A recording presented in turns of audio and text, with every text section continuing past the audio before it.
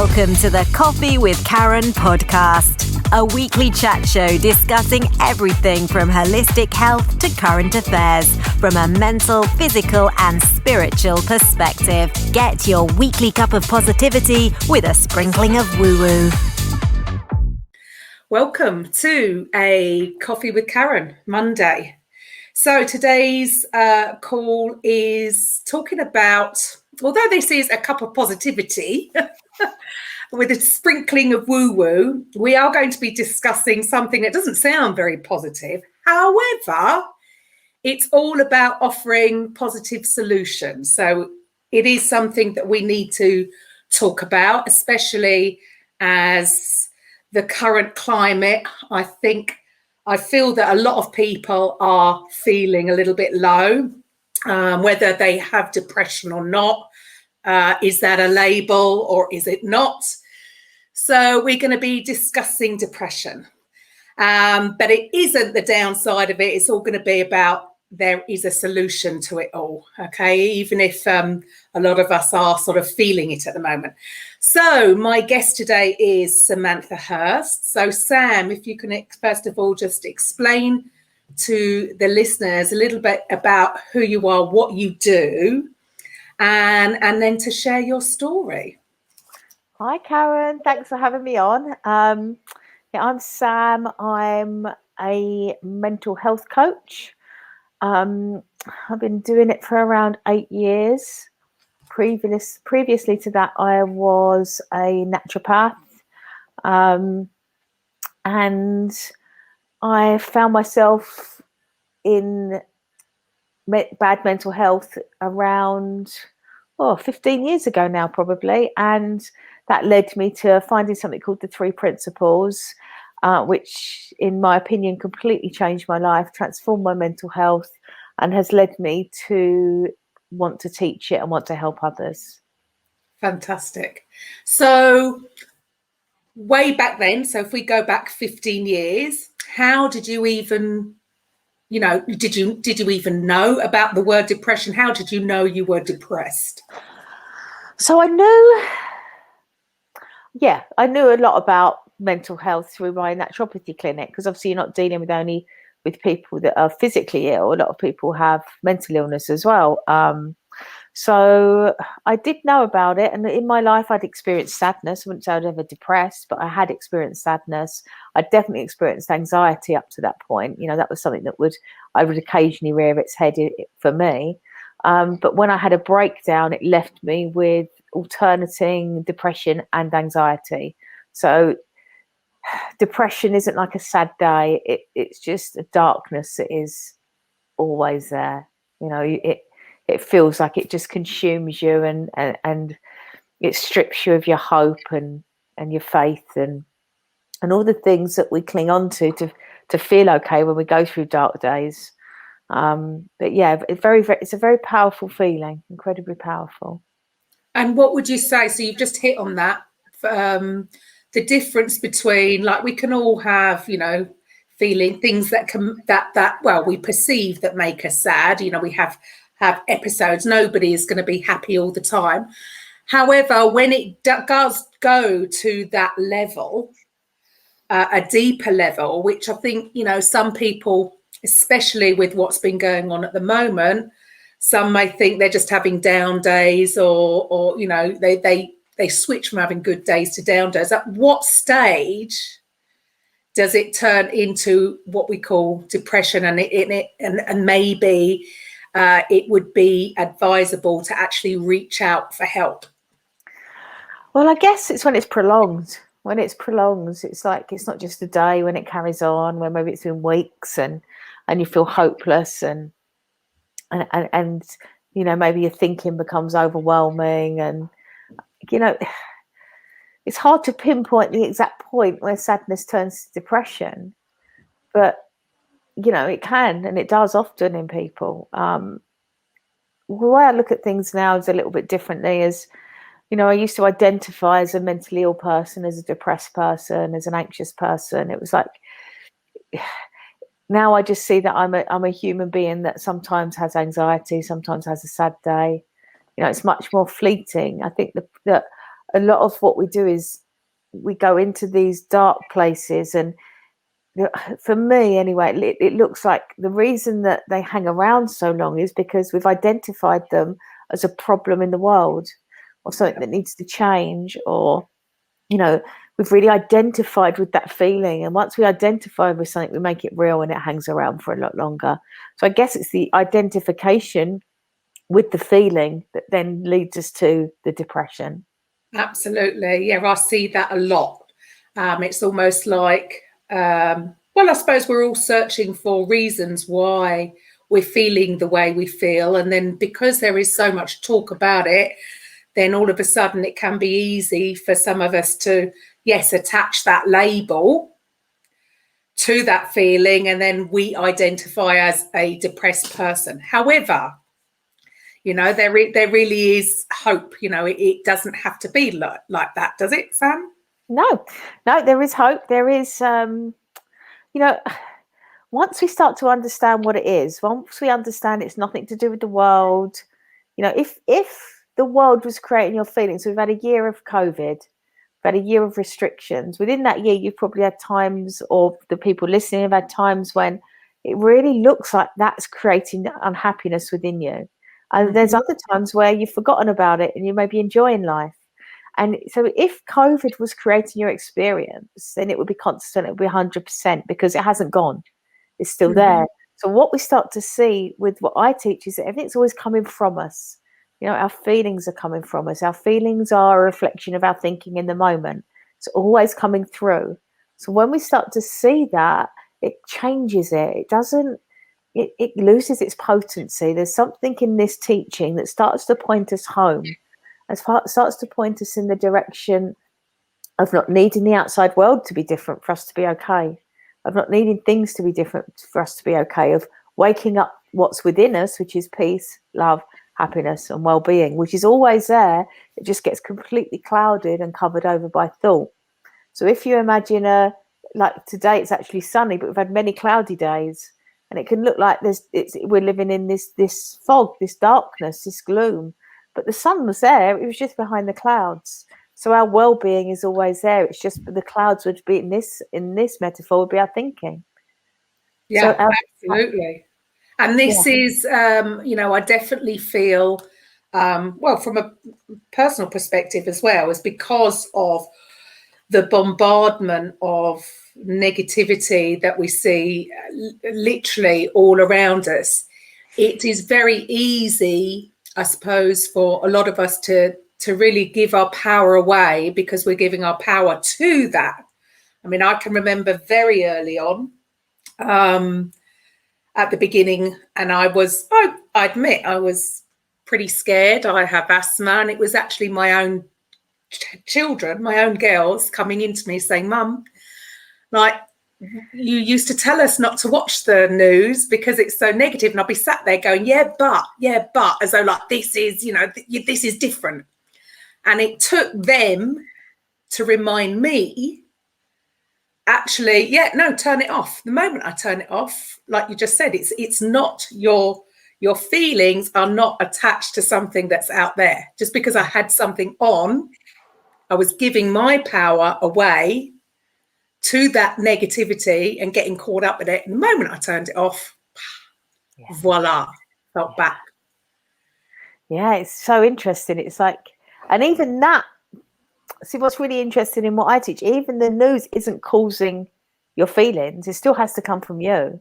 But because your girls could have watched that news and been like, oh, whatever. Absolutely. I'd given my power away to them. You bought into it. Yeah.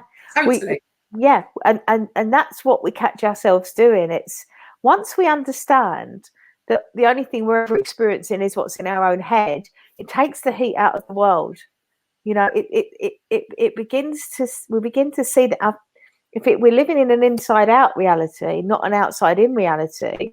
The inside out reality is much, much easier to deal with, because the only thing I need to feel better is my thinking needs to change. COVID doesn't need to go away. My relationship doesn't need to get better. I don't need to have more money. I don't need to be thinner. Whatever it is on your list doesn't need to happen for you to be happy. What you're doing by thinking that you need those things to happen to be happy is taking away your happiness from the moment, because you're giving a set of requirements to your happiness, which needs no requirements. It's always there. It seems so simple. And yet, why do you think that we, and I'm saying we very generically, a lot of us seem to overcomplicate things? I think that's because we've made the intellect the king. You know, we've forgotten, we override intuition. We override what I'm pointing to, because the intellect has such a powerful role in our lives. And what we do is we allow the intellect to run wild, and the intellect wants it to be complicated. You know, that's the intellect likes complicated things. And so we have to turn away from that, back to the simplicity and the truth of who we are. I liken it to, so we have this self, that this personality, this identity, and it has its stories, and it has its wants and its likes and all the things, and its fears and all the things we associate with being Sam or being Karen. And all these things happen and they look like they affect us. But when we start to see this understanding, it's almost as if that all those things that we think we are a movie playing, but who we really are is the screen. And the screen is never touched by what's happening in the movie. The screen's always fine. That awful things can happen in the movie, but the screen is always untouched, undamaged, unscratched, unscathed. Okay, so we start to find the different space within us where we have resilience, where we have peace, where we're always okay, where we have this well-being that I'm pointing to. And my job is to wake that up in people. And that space is much more powerful than the intellect. So as that is waking up, it starts to dissolve our fears. It starts to dissolve our overthinking.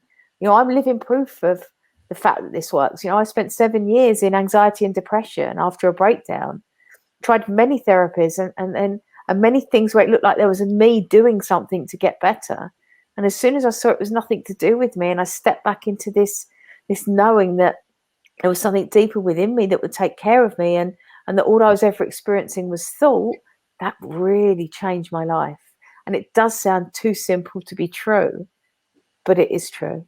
And it is, and the reason we don't get it is because of that simplicity. People don't believe it can be that easy. Yeah, we're looking for so many different answers. We think, I used to always think, well, I've got to try and do this, and I've got to do this, and I've got or should do, I must do, all these things that we feel, we perceive that we've got to be doing. And actually what you're telling us is actually to take a step back away. And actually it's almost undoing. Yeah, it is an undoing. And it's realizing you're not broken. So if you're not broken and you don't have to be fixed, what does that feel like? How much pressure does that take off? That's just a whole layer of thought that's gone in just seeing that. And then there's so many layers of thinking. And as these layers of thought dissolve and fall away, our natural well-being shines through. The clouds, it's like the clouds dissolve, the sun comes out. So basically we're putting so much pressure, unnecessary pressure on ourselves. Yeah. So for somebody who, you know, and I can totally understand that when you're in it, when you're, you know, it will feel like, you know, that can't help and there's no way out. So what would you say is step one to help somebody if they, you know, really are struggling right now? I would say go online, look up the 3 principles, find either a Sid Banks video or Michael Neal's website, or get in touch with me, and just, no matter what your mind is saying about how it wouldn't work for you, know that that's just what the mind is saying. That's the movie. And you don't have to take any notice of what thought says. Thought isn't telling you the truth. So step away from that thinking, look in this direction, see what you find, and just listen. And just listen until you hear something. Because there could be that moment where you hear something like I did, and like has happened for so many of my clients and so many of the people I know, that when you hear something, everything changes. And is that because you probably knew it anyway, so it's just resonating? You are it. Right. You are right. It's just coming home. It's just coming home. And if what was going on out there was already working, if going into the past and digging through your story or all of these wonderful things, because people are trying to help, but if they were really, really working, would we be in an epidemic of mental illness? Because we're not only in an epidemic of a virus, we're actually in an epidemic of mental illness. So whatever people are doing, clearly it's like we need to find another way. Einstein said madness is doing the same thing over and over again and expecting a different result. And that's what everyone's doing with mental health. Yes. So what I'm saying to people is look for something different. What have you got to lose? Read a book. Michael Neill's The Inside Out Revolution is a brilliant starter book for this. Absolutely brilliant. That book actually changed my life. That was the book that gave me my insight into this 8 years ago and transformed my mental health. So, there is an answer. There is hope. You are not broken. You don't need fixing. You just need to understand who you are, what thought is, and how we as humans operate, and everything will kind of right itself. Fantastic. And so for those, even if you feel that reading a book is too difficult, you can get it on Audible as well, so you can listen to it as well. Yes. So how were you how did you find how did you come across the 3 principles? As I said, I had my breakdown and I had my anxiety and depression, and I tried many therapists, and I came across a therapist that I didn't know was teaching the 3 principles, but part of it, they just started to learn them. And he introduced me to them, and I didn't really get them at first. Again, it was like it made no sense to me that I could talk about the 3 principles of mind, consciousness, and thought, and that I could talk about these 3 principles and see something and my life would change. I was like, yeah, right, that's not going to happen. And what happened one day is I went online after a few months, or actually a bit more than that, maybe 6 months of speaking with this guy, and I thought, I'm going to look to the principles for myself, see what they're about. And I found the Michael Neill book and I read it, and everything changed from that moment. So it was my discovery and my own journey that prompted me to want to help others. Right. So it was quite an instant. So again, would you say that, rather than, I don't know, how shall I say this? I suppose we always want to sort of teach things. And actually, rather than that, it's all about you just having the understanding yourself. Is that the way you describe it, rather than trying to learn something? Well, if you're learning, really talking about it and just having that. So it's an awakening. It's like it's finding what was already within you. So it's away from like. I don't give my clients anything to do, and there's nothing of the intellect, because what we're doing is we've had enough of the intellect. It's causing all the trouble. So again, we're pointing to something deeper. So when I say about the movie analogy, we're pointing to the screen. We're pointing to awareness and consciousness. So as we point back to that, then it just happens on its own. And so all I see myself is I'm someone that points. And as I point, people hear what they need to hear, and things change, and mental health recovers. And, I've seen some miraculous things from it. I really have. So for anybody, the range of sort of people that you can help going through, people that have gone through so much trauma in their lives, and then somebody else that to that person that might not seem so bad, but to that person, to whatever it is, whatever you're going through is what you're going through. There's no sort of well, no, it's my lovely analogy for that is if you've got a stone in your shoe, it doesn't matter how big it is, it's going to drive you crazy. Right. Yeah, so it doesn't matter if it looks like a big problem or a little problem. Yeah, it's gonna if it's bugging you, it's bugging you. Yeah, and we're all different, and we're all different dealing with what we've had to deal with, and so there's nothing too big or too small, basically, what we're saying. Nothing at all. Cool. So explain to people, to the listeners that, okay, so they've heard about these 3 principles. What would your explanation be of the 3 principles? difficult to put into words. It is, but it's the energy behind life. It's like we're so caught up in the form and our personal thinking and the world and things and people, and it's like, where does all that come from? So we point back to a beautiful explanation of the formless energy behind life. So it's this formless that we touch upon that creates all the changes. So we overlook this infinite creative intelligence that's always there with us, has made the world, and I guess it's an understanding of that. It's the three principles point to the one thing, which is ultimately that. But in pointing them to this mind, consciousness, and thought, there's something in that we can somehow get hold of and really start to understand who we are and understand what thought is. So it's not about the content of the thought. It's not about what you're thinking or your story or your past. I'll happily talk about that with clients, but it's very much to point them back away from that. Like, yeah, you've got your story, great. Well, listen, yes, it was painful. Is it happening right now? So it's very awakening. It's very enlightening. So I don't only deal with obviously mental health. I deal with people that just want to have an awakening experience. They want to see something deeper. So, there's such a full range of ways in which this understanding helps. Mm-hmm.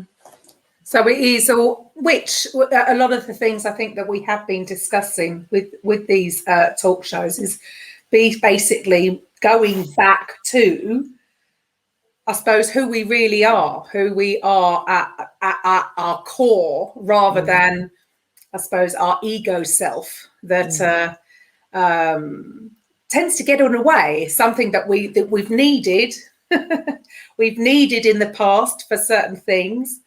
But can get in the way from our full capabilities as people, our health, our mental health. So a lot of the things that sort of we really are talking about the same thing. It's about what we are at the core level, right? Yeah. Oh, yeah. Absolutely. It's my work is, so I love non-duality as well. So it's yes, there's a separate self, but there's a deeper space as well. That that again, I suppose back to the movie and the screen. We're not the movie, we're the screen. We're that which life actually who we are is that which life plays out on. So this deeper self is, how do I explain it? So it's the best thing to point to is that I always thought the ego and the separate self were a problem, and when I found this understanding, it's just what the ego and the separate self do. That it's not something we're never going to get rid of the ego. It is what it is, but we can see what it's made of and where it comes from, and that takes its power away. It still has some, as I said, we're not getting rid of it, but we need it for certain things. But I suppose it's when we're aware. I was never aware of that. Yeah, and it's okay. It's okay we're here to be human. We're here to have this human experience. So enjoy it and have it. And we know that we have a personality and it's all made up, and we have an identity and it's all made up. And but we get to enjoy those a lot more when we have this understanding, because we're not fighting against it. We don't have to fight against being a person or having an ego or having an identity. We just have to acknowledge it. So the screen of awareness kind of we just sit and observe it and go, look what the ego and I'm doing now. That's really funny. What did I do that for? Yeah.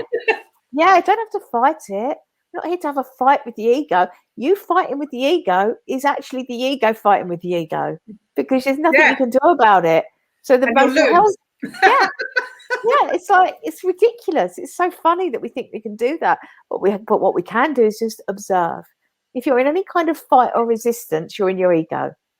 If you're in awareness and observation, you're probably more at home. You're probably more in the state of higher consciousness. Yeah. Lovely.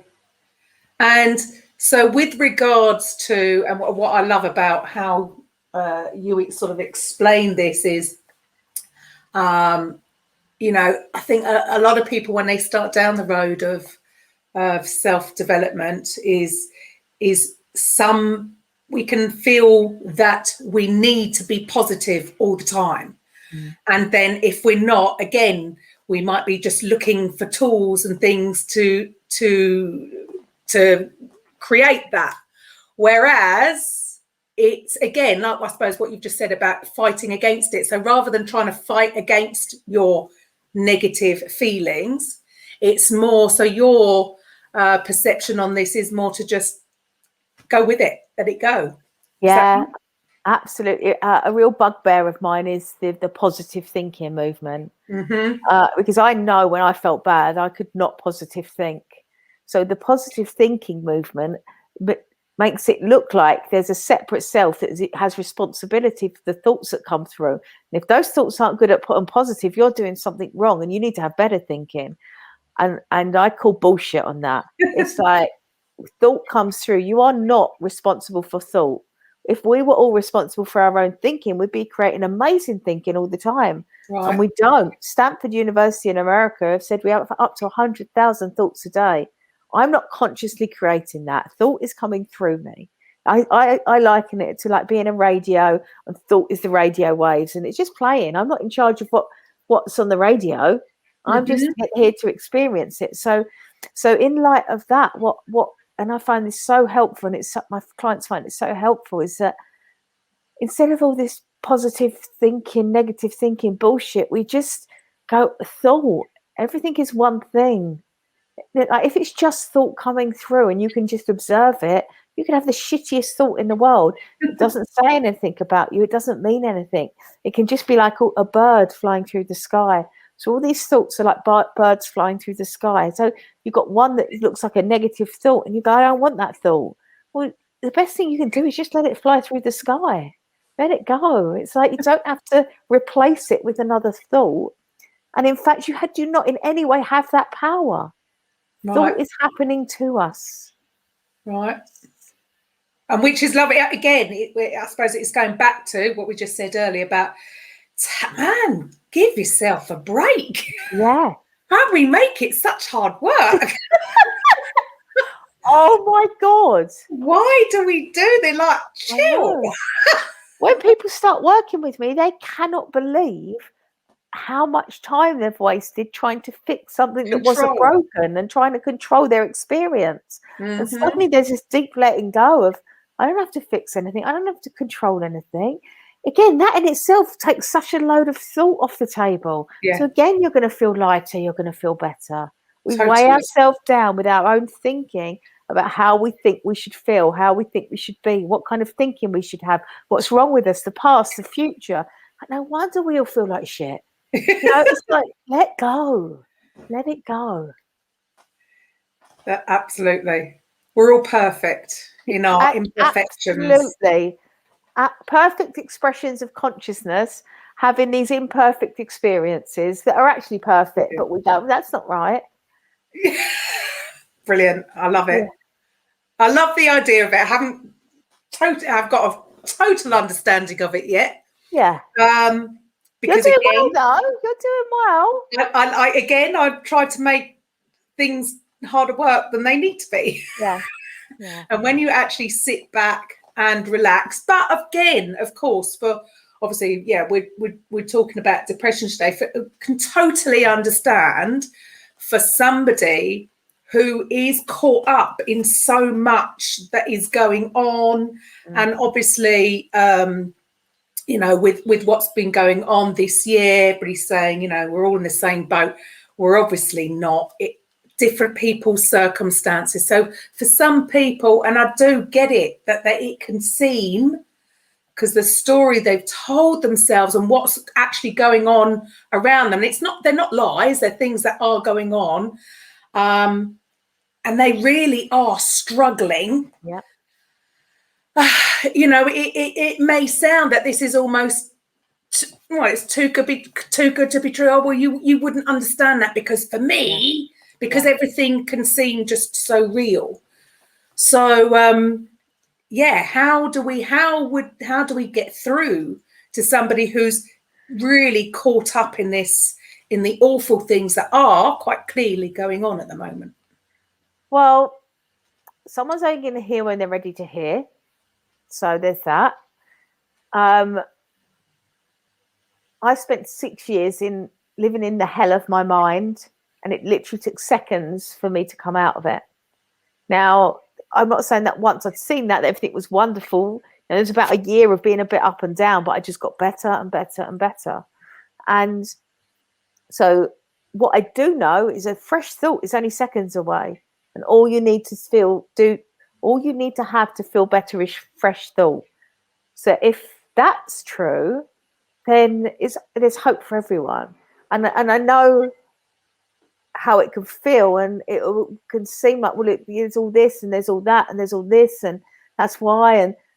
But just stop listening to that thinking. Just challenge your own thinking for a minute.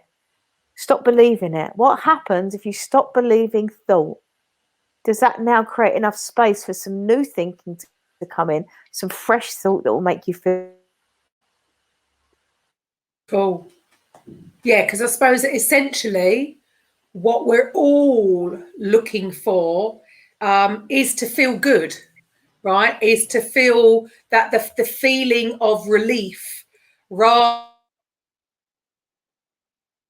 times is just that feeling of calm, and that anybody can find that. Yeah. Everybody's made of it. It's not, I don't care. You could bring anyone to me and I will tell you that I will work with them for a while, and if they listen and if they stay in the conversation, at some point this will happen for them, because I've seen it in me and I've seen it in thousands of people, and the change is unbelievable, and the change is pretty quick. Right.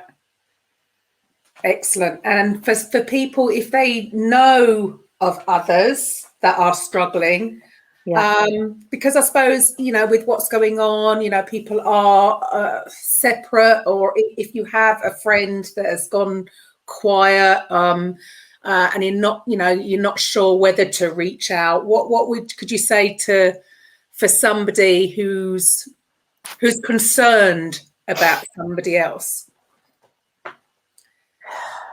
Just listen. Just reach out to them and listen. That's it. Just listen, and maybe point them in. If this resonates with you, point them towards a 3 Principles blog, a 3 Principles podcast, a teacher, whatever it may be. Just, as I say, just call Sam. Yeah. Or just call me. Just call Sam. Just call Sam. It is, isn't it? I suppose it is. It's just, talk. Yeah. It's have a conversation. Yeah. And how do you feel? Do you feel that there's been a huge change in the last year from your experience as being a coach? What are you seeing out there? No, to me, it's no different, because don't forget, I've had people that have been feeling anxiety, depression, OCD, self-harm, whatever it may be, at my doorstep for a long time. So I think there's obviously more fear. There is more fear, but my hope is that in this more fear, there's more hope of waking up. There's more hope of this reaching more people and changing people's lives for the better. So, we'll see what happens. But, obviously, the epidemic of mental health I spoke about before COVID. So, I think it's highlighted it. And I just hope that this understanding gets to as many people as possible. Yeah. Do you think that more people that maybe haven't experienced what we would call depression, that are having it more now because of COVID? Or do you think that it's there anyway, but because we're separate, because there are maybe less conversations going on, less meeting up with people, people can be alone? Yeah, I think if you don't understand the system, I think it can be harmful. It can appear harmful for mental health. So there's a lot to unpack in what's going on. I'm just observing it all at the moment and helping those that reach out to me. But it's a very interesting time.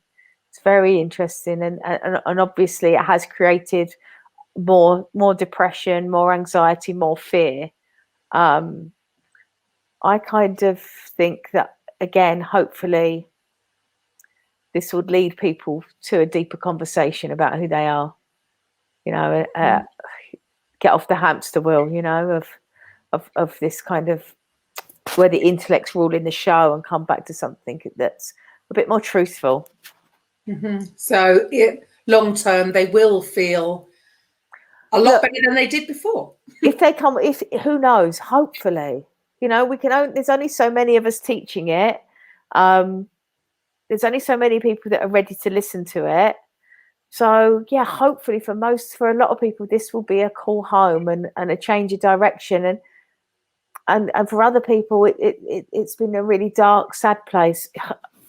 Our experiences are coming from our own thinking, so they're all unique. I know people that have loved lockdowns, people that have hated them, people that had mental health problems but have been fine in lockdown, and people that didn't, that aren't. I mean, who knows? Yeah. Really, who knows? Yeah, a real mix of the I can see that. Yeah, I can see that. And especially, I suppose there is so much that is impacting.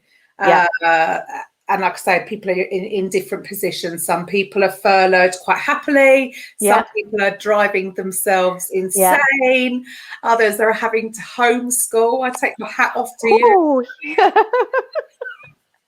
I'm just so grateful I don't have to do that. Yeah, me too. So lots of different, so the thing is, I suppose what you're saying is it doesn't matter what the circumstances, even if it seems like there is no hope.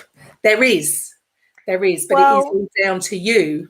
Yeah, something I point to when people go, well, of course it's circumstantial.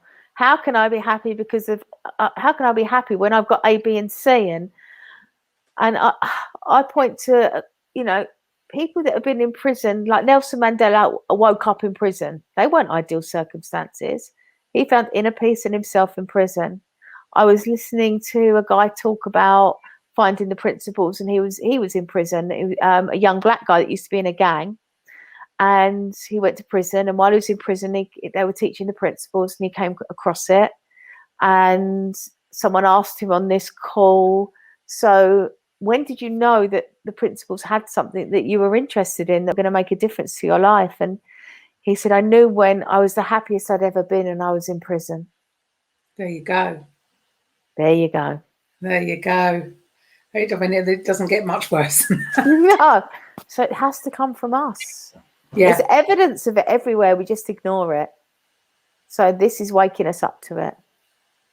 Yeah. Amazing. For me, with the 3 principles, what has it shown me? For one, I suppose it's shown that I'm not in control. I don't have to be in control. To get out of the way. Yeah.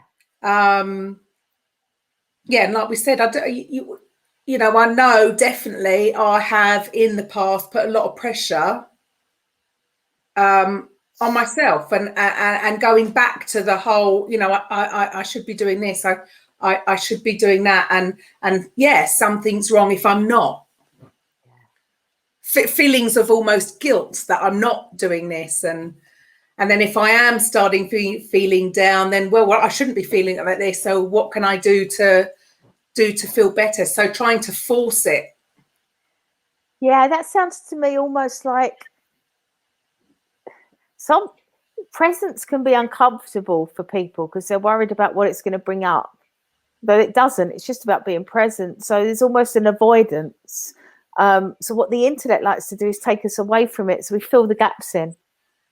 So you fill the gaps in by being busy, by saying you shouldn't be having this experience in many, many ways. It's like the mind hates a vacuum. So it's almost as if, so imagine you're waiting for an important phone call tonight and you don't get it. Your mind will make up a reason why that phone call didn't come through or what's happened, or, the mind won't just leave it. Oh, I didn't get a phone call. Oh, that person didn't phone me back. We'll add meaning to it. We'll add a story to it.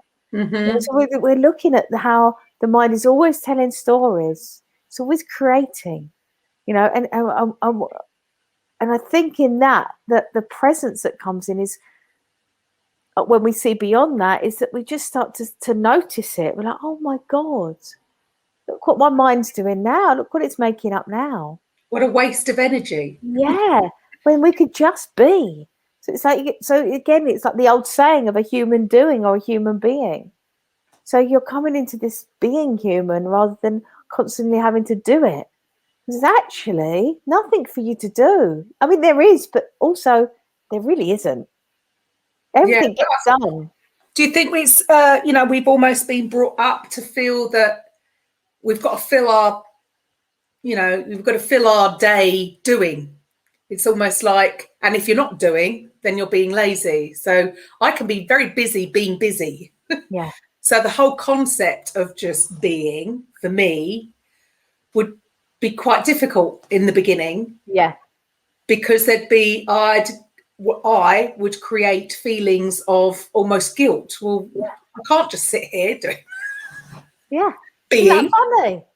Crazy. Isn't that funny? Like, Crazy. Look what we do. See, it's like we've got a disease of busyness, I think, in this world anyway. It's like you've got to be busy all the time. Well, who says?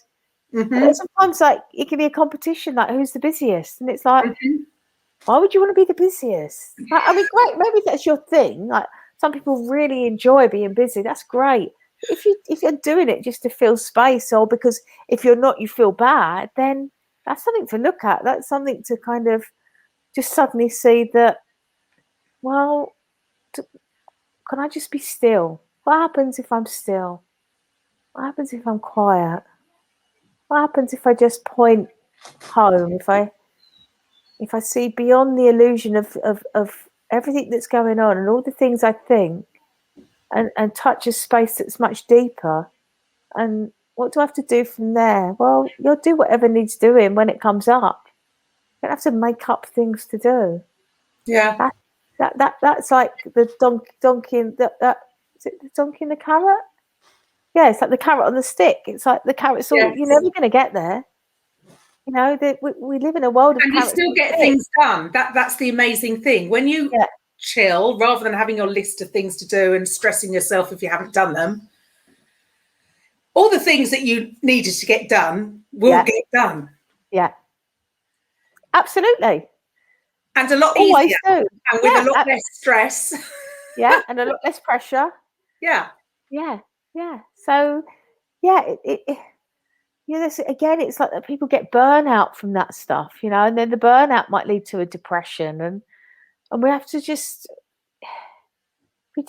everyone just needs to listen to their inner self a bit more and not the chatter. I would say 90% of what goes on in our heads is bullshit, and we take so much notice of it. Yeah, take it so seriously. Yeah. Take it so seriously. And it's like, when I suddenly started exploring thought, I couldn't believe I'd lived my whole life without thinking about what thought was. I had never questioned thought. I'd never looked deeper into what it could mean, where it came from. It was just, there was me and the identity and this thinking that was true and real, and that was it. And then that questioning comes in, and it's like, oh, well, I'm not my thinking. My thinking is something that happens to me. I'm not responsible for it. I don't have to be scared of it. It's not telling me anything that's true. It's just coming through. And I can observe it. And as I observe it, I can be much more at peace. Right. Yeah, it's amazing that we can create so much, like you say, chatter in our heads, all that talk in the heads, and that covers up everything. So, for instance, if the most important thing that maybe I needed to do, or that's going to be of benefit to me, will probably get almost hidden, covered over by all my chitter chatter of me trying to be in control. Whereas actually, my core knows what I need to do, and if I just quietened and allowed it to come through, and then you just sort of. Again, it's. I suppose it is going back to, in a way, what a lot of the teachers teach about, just going with the flow. Yeah, but we don't know how to go with the flow, and I think that's what the principles is really helpful with, because it teaches us how to do that. via insight, via seeing thought, via understanding who we are, by seeing that we have these two states of being. We have the consciousness, the awareness of observing us, observing us in our lives, and then we have this experience where we get lost in it. Mm-hmm. So the principle starts to give us this experience of the observer and understanding what that is. And then when we get too crazy, we can go into this observer will kick in and we'll go, okay, I know what's going on here. This is me getting carried away in thought. I don't need to do that. I need to just come back. Yeah, you start to recognize it. Yeah. So it's not that it stops. Yeah. You just think, I can all of a sudden think, oh dear. Yeah. It's like there's a radio station. So as I said about the radio and the thought coming through. So there's this radio station and there's this station on it, which is our true self, which is all peace and well-being. And we don't know it's there. And sometimes that's the radio station that comes on because we remember. Sometimes we flick into believing the thinking and then we flick back to the awareness. But once we know it's there, we know it's there. So it's all, we may not always access it immediately, but it is available to us. We forget that we can actually tune into a different different radio station. We can turn this one off. This one I'm not enjoying. Yeah. Why am I still listening to it? Yeah, or you just have to observe it. It's like, oh my God, look at that crazy thinking. That's it. We have the ability to be the observer. Yes, it's beautiful, but it is very, very. It is very simple. But the more you do become aware of it, I suppose the less time you do get caught up. I can sort of catch myself a little bit quicker each time. Think, oh, that's it. It's a bit like background noise now. So the principles are always there, and we just catch ourselves a bit quicker, and then sometimes we don't. It takes a little while, Mm-hmm. What I'm pointing to here doesn't mean I'm always 100% happy and have the most amazing time. What I'm pointing to here is sometimes I'd feel sad and sometimes I feel upset and sometimes I feel anxious. A hell of a lot less often than I used to, but I accept those as experience that I'm going to get being human, and I don't resist them or fight them. I just go, thoughts creating unhappiness. Thoughts creating anxiety. Thoughts creating fear, and it will pass. And some of those moments, I may be a little caught up in it, but at some point, I will see the truth of where that is coming from and what it is. I will detach it from the outside world, and I will know that at some point I will feel better. Right, and I suppose it's less severe each time. Yeah. Rather than feeling like there is no way out, and it is so solid and so real, and it's a lot softer. Yeah, it loses its power. Yeah, it's amazing how much we give our power away. Absolutely. But we can take it back. Yeah. Yeah, it's all part of the game. It's all part of the game. Getting there. And this really is, I mean, I know from my personal experience, actually both my children have talked to Sam. And what was really interesting, I mean, she'll kill me for talking about her, but so I won't mention her name.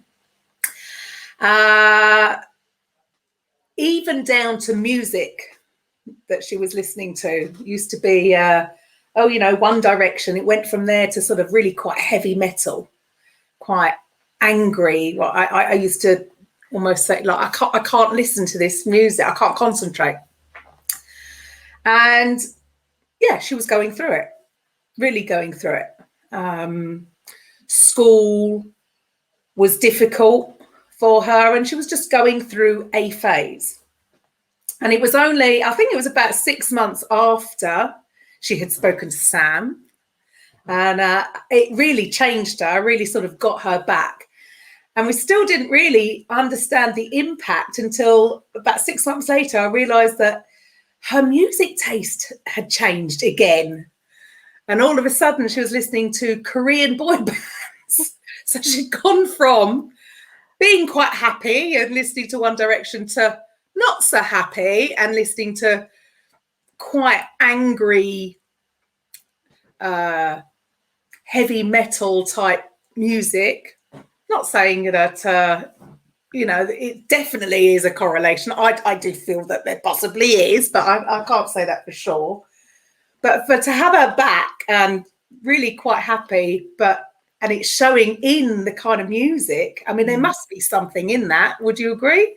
Oh, absolutely. I mean, she went from, see, I didn't know the One Direction one very well, but obviously I got to know when she was in the darker place, and the music expressions, and even how she dressed, and then suddenly to kind of, she had her insight. We had the conversation. She began to change to suddenly different music taste. How she looked was different. It was like she went literally from the appearance of looking like where she was to suddenly being in a lighter place, and then that it was expressed through her. And that was really fascinating for me, actually, with her, was that actually you could physically see the difference in how she looked and what she expressed herself as. And I think you see that more with, I think because we're a bit older, we're a bit more set. But when I work with younger people, you do tend to see that more, because I suppose their identity isn't quite set yet. So when I work with them and they've been in a dark place and they come out of it, they do look different. They do dress different. There is something different. So yeah, I love that, because it's such an obvious thing. Oh, 100%. I mean, the difference in, I mean, I know I wear a lot of black, but but wearing a lot of, sort of band merchandise, baggy T-shirts, and very, very dark makeup, to now, I mean, she competes with me now with the hair colour. It's like, what colour are you today? I think she's pink at the moment. We're pink. Oh, lovely. See, she would never have had pink hair then. Not a chance. No. Not a chance. So it's quite interesting how music, I feel, definitely must have an impact on how you're feeling, because of I suppose it's linked to the sort of the vibration of it. Some of it is not in a very happy vibration, I don't think. No, and that's it. And we notice those things, especially with our kids. We know where they are and how they're feeling. They may say absolutely nothing to us, but we vibe with them. We know where they are. So yeah, that's really interesting. But as I said, it is much, sometimes you see it with older people, but it's definitely something I see more with the youngsters. And have you noticed, working with younger people, as a change, have you found that it's easier for them to see it quicker because of experience, I suppose? Yeah. Well, you never know how quickly someone's going to see it, but I think the youngsters get it because they're less far away from it. As we get older, we build up more movies, more stories, more of the identity becomes more set. So it does change. Yeah. I get so excited because I found this at 42. So I get so excited when I deal with young people because I know the impact of it. And I'm like, wow, if I'd have known this when I was younger, that would have been bloody amazing. So I get very excited. I love working with everybody, but it's particularly exciting when you work with someone young. Yeah, and when you can see changes, such huge changes like that is, I could have picture, before and after. yeah, that's amazing. So I have to say thank you. I got my daughter back. Oh, you're welcome, darling. It was a pleasure, and I love her very much. So yeah. Brilliant. So yes, for anybody wants to reach out, all of Sam's details will be around there. And I just I urge anybody to just even pick up the phone, send her a text, send her a message. Because there really is a solution. I think it does seem to have, again, going back to those labels, in a good way, the mental health thing has been, I suppose, exposed. At least we are having the conversation. Yeah. But there is also a downside to that I can see, is that it is down to the labeling. So for some, it's almost like they're accepting that this is who they are, and it's not. It's not. It's just at this moment they're feeling like this, but it's not forever. Nothing lasts forever, right? Absolutely. And it's that you're not a depressed person, you're having depressed thinking. It's a very different ball game. So and that may be hard to see at first, but that's what I would point to. And that there is hope. So just know there's hope. You can find it. Just reach out and just know that. Yeah, there is a solution, because from people even that I speak to, that they've really identified with that. Oh, yeah. As though there's, Well, it becomes an there's a identity.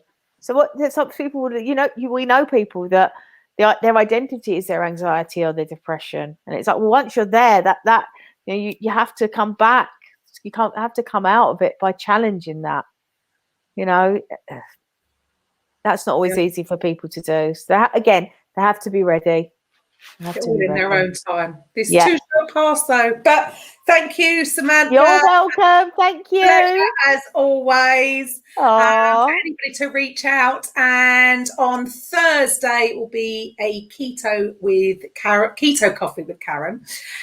So there we're going to we discuss more about more holistic health and restorative health, and we will be talking about autoimmune diseases, specifically Crohn's. So tune in to Thursday. Thanks, Sam. Bye.